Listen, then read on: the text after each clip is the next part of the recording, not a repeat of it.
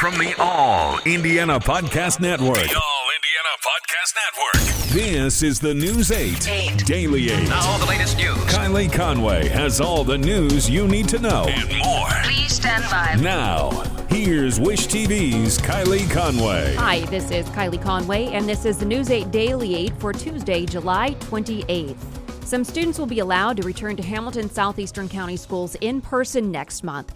Teachers and staff who have children in grades K through 6 will be able to have temporary child care services. HSE Schools is supporting teachers while having to teach virtual learning from their classrooms.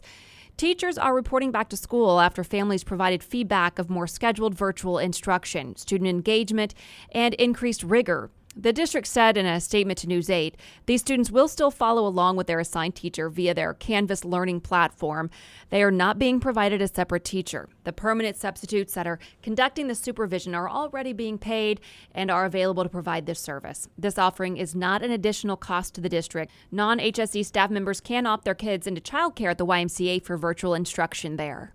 Franklin Community School District is the latest district to adopt the hybrid start to the year. Leaders say middle and high schoolers will be split into two groups based on last name and go to school on alternating days. Wednesdays will be all virtual learning. Elementary school students will go to class in person. The first day of school is set for August 17th, 2 weeks behind the original schedule. And today, state health officials reported the highest number of hospitalizations since the beginning of June. 907 Hoosiers were confirmed to be in a hospital bed yesterday.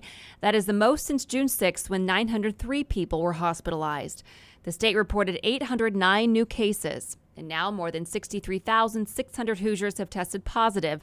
Another 16 people have died, bringing the statewide death toll to 2,275. And baseball is back, but the Marlins are out for now. Miami's season is temporarily put on hold after 4 more players tested positive. According to a source for the Associated Press, 15 people related to the team have now been diagnosed. In a statement, the MLB said it wants the Marlins to focus on providing care for their players and create a plan to return next week. The Marlins are stranded in Philadelphia, where they played last weekend. The Phillies game against the Yankees is also now postponed through Thursday. The Phillies games against the Yankees are now postponed through Thursday, though no Phillies players have tested positive so far. The Indianapolis Indians say they're considering a possible name change. The organization announced today that they're forming a committee to help with the decision. While forming that committee, they'll also work to get input from members of the community. In a statement, the team says that they are committed to engage, listen, and exchange ideas. The Indianapolis Indians are not playing this year. Minor League Baseball canceled its 2020 season last month because of the coronavirus pandemic. And Blue Indy charging stations will stay put, at least for now. City County Council Democrats defeated a Republican proposal to force Blue Indy to remove the charging stations and return the parking spots back to the city. There are 200 of the charging stations in Marion County, and the city's looking for ways to put them to use. One proposal that was floated at the council meeting was to allow pop-up grocers to use the spaces. Throughout the city, there are 200 parking spots with enough electrical power to charge a small electric vehicle.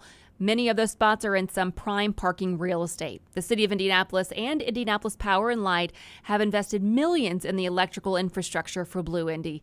The investment into the electric car sharing program never paid off. News 8 is told the city contract with Blue Indy requires the city to buy all the charging stations or have Blue Indy remove all of them. News 8 is also told the city is attempting to negotiate a deal to buy some of those stations and have others removed. Mayor Hogshead's office is asking for ways to repurpose the existing infrastructure. The city spent between $50,000 and $100,000 on each charging station when they were first installed. City County Council Republicans would like to see Blue Indy remove the charging stations and return the parking spots back to the city and cap the electrical technology in the event electrical vehicles charging demand increases in the future. The city has reached a $550 million deal with Kite Realty Group to redevelop Pan Am Plaza. According to the Indianapolis Business Journal, construction is delayed to the second half of 2022, though. The project was first announced in 2018. It includes a $300 million 40-story Signia Hilton Hotel, where Pan Am Plaza currently sits. It wouldn't open until at least 2024, and construction on a second hotel won't start until at least 2 years after that. The project also adds a 50,000 square foot ballroom to the convention center and a pedestrian sky bridge on Capitol Avenue. The U.S. Attorney General is defending the federal response to civil unrest in America. William Barr condemned what he called violent rioters and anarchists who have hijacked legitimate protests. Barr testified before the House Judiciary Committee for several hours today. He answered questions about the Justice Department's handling against protesters. Barr said defunding the police is dangerous and that riots targeting federal buildings will spread if law enforcement abandons their defense. Barr also denied using the Department of Justice to politically help the president, including accusations of intervening in the prosecutions of Roger Stone and Michael Flynn. The head of the U.S. Park Police denies using tear gas on protesters in Washington, D.C. ahead of a staged photo op by President Trump at a church. Attorney General Barr has said officers removed protesters from Lafayette Park because they became increasingly unruly. But Major Adam DeMarco testified today that the crowd was not violent. Several social media sites have removed a video retweeted by President Trump. It also prompted Twitter to temporarily restrict Donald Trump Jr.'s account.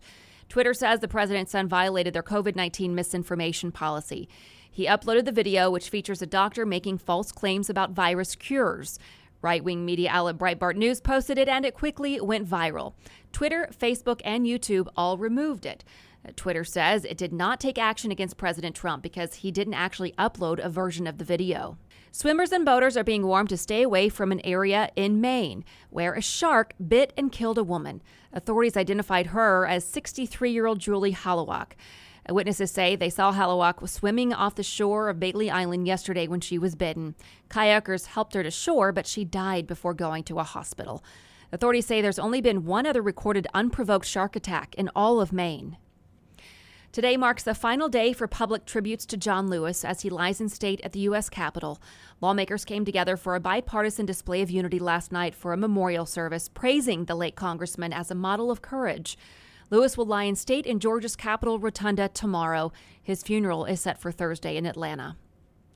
HBO's The Watchmen is the star of the Emmy nominations this year. It leads the way with 26 nods.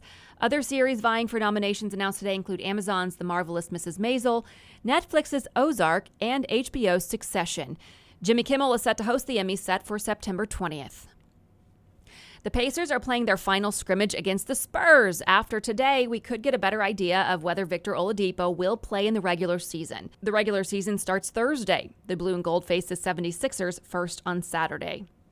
And Colts Training Camp is officially underway. It's been a long time since members of the Horseshoe have been back in the building. Sports Director Anthony Calhoun was out at the complex today. He said even though you can't get close to the players, he could feel that excitement. And as AC says, it's been a long time since most of these players have been in the building.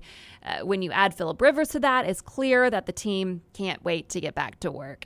After a dominant 2019 season as the anchor of the O-line, Ryan Kelly begins what will be the final season of his rookie contract with the Horseshoe and is fresh off his first Pro Bowl appearance.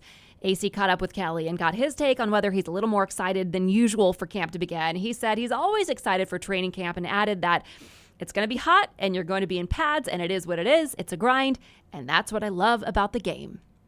Just a reminder, our daily We Stand Together podcast will move to the all-new Our City, Our Voice podcast on the All Indiana Podcast Network beginning Monday, August 3rd.